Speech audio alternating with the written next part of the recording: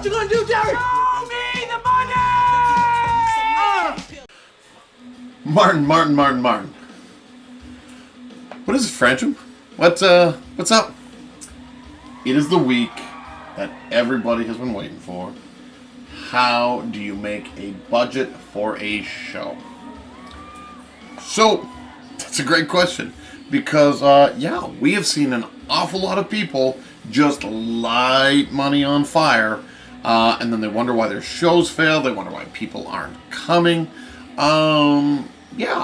That's absolutely bad. We hate watching our friends lose money over ways that they probably could have made some money. Martin, are you saying that almost every show can be financially viable? Yeah, virtually all of them can. With some small caveats, but for the most part, you're going to be just fine if you think about a budget and you cover what you need to do. So, let's talk about making a budget. Fransham, when you're thinking budget, what's the goal of your budget? Well, Martin, honestly, I have two goals. First, I need to cover all of my production costs, and I need to ensure there is enough money for future productions. Hey, those are pretty good goals. And they're super important, especially number two. We see this all the time. People do not leave money for the next production, which means they're always running this risk of one show bust. Put some money aside. It means taking extra money out of the production, putting it in there. That's a good thing to do. How do you do this? Well, there's a way that you have fixed costs and variable costs. Anytime that I can choose a fixed cost, I'm doing a fixed cost. Because I can budget around that. If it's variable, yes, I could save money. But for the most part, I will tell you when you get a variable cost, almost always you'll lose. Especially if you're a small company. So go fixed. I also want to limit as much risk as I can. We're going to take out every piece of risk that we can. We understand it. And then you got to understand your budget cycle. What are you doing? When are you putting out money? When do you expect to get paid? And at the end of the day, you should be able to put on the show with zero sales and still be able to pay your performers. Ooh, did I really write that? You should be able to put on the show with zero sales and still be able to pay anybody? Saw the prompter. I will let you a little off the hook here, Fransham.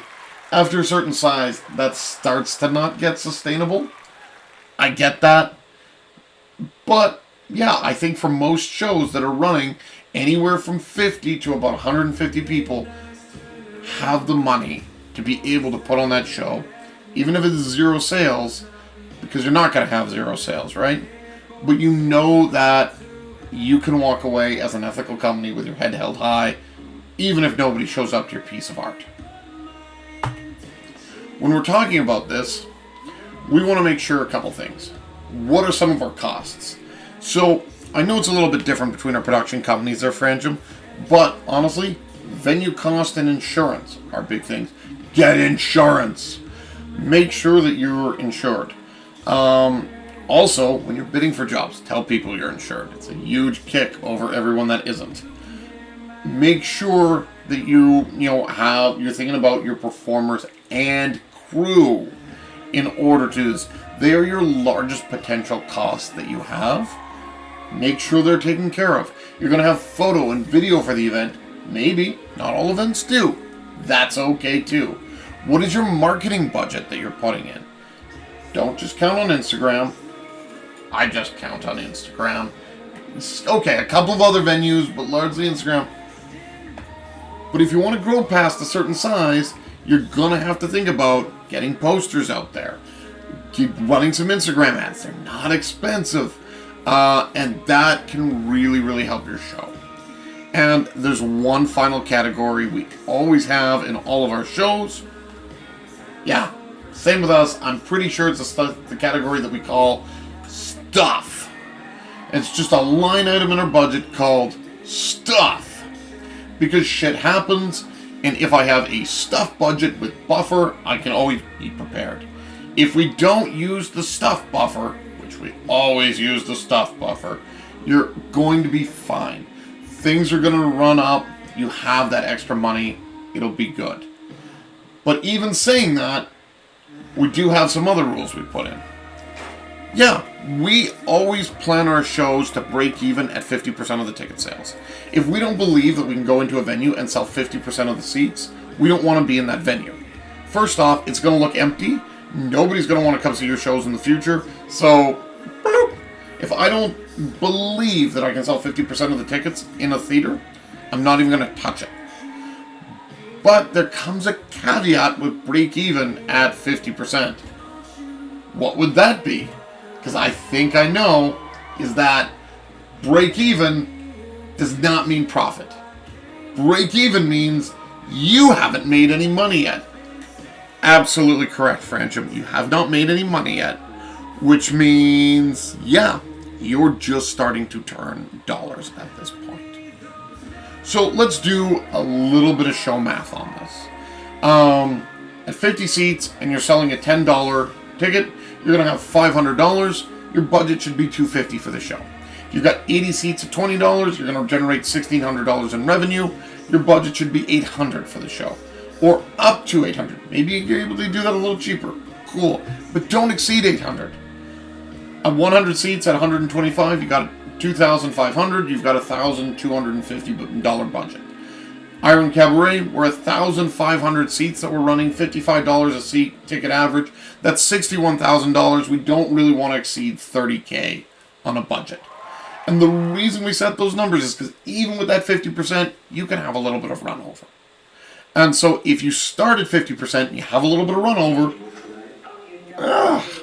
not great, but you have room. What we see so often is shows book themselves at 80, 90% seat capacity before they start generating any sort of revenue, and then you have any, problem, especially with smaller seat count theaters. Let's say 80 tickets at $20, you have a little bit of runover. Boy, you've eaten into your remaining profit really, really fast. So remember, 50% is good. You're going to probably overrun a little. It'll become better as you go. But also, as you get more revenue, try to share some of those profits with people. It's not bad. People want to work for your shows. Next week, we're going to talk about one of the best budgetary items I love to talk about, and it's discounts. Martin, do you think we should do discounts? No. Discounts equal death. Don't do it. Let's talk about that next week.